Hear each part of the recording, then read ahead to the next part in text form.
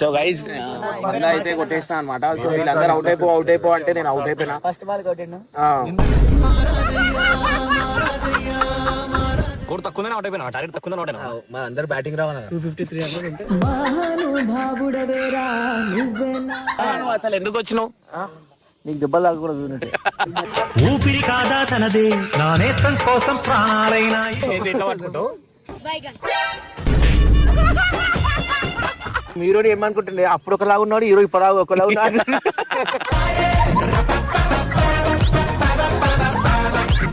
ఎంత కొట్టాలి? 143 కొట్టాలన్నా మొత్తం. కొట్టేస్తా.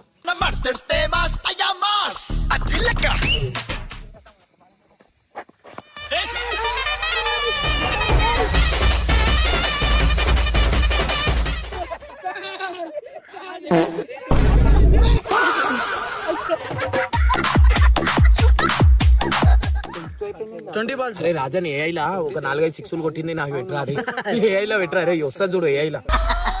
ఓకే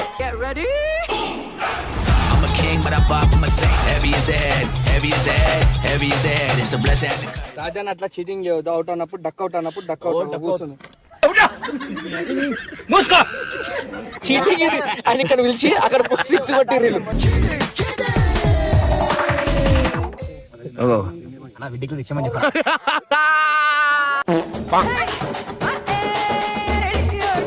పరేషాన్ బాయ్స్ బృందం తమ వృత్తిపరమైన షూటింగ్ పనులను పక్కన పెట్టి ఎవరికీ చెప్పకుండా క్రికెట్ మైదానానికి చేరుకోవడంతో ఈ సందడి మొదలైంది.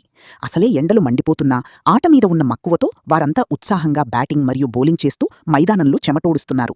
అయితే టీం సభ్యులు కనిపించకపోవడంతో వారిని వెతుక్కుంటూ వచ్చిన ఇమ్రాన్ అన్న అందరూ గ్రౌండ్లో క్రికెట్ ఆడుతూ కనిపించడంతో ఒక్కసారిగా అవాక్కై వారిపై తీవ్రంగా సీరియస్ అయ్యారు.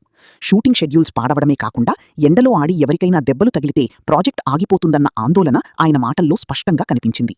సుమారు 143 పరుగుల భారీ లక్ష్యంతో బరిలోకి దిగిన టీం సభ్యులు ఇమ్రాన్ అన్న కోపాన్ని కూడా లెక్క చేయకుండా ఆటలో మునిగిపోయారు.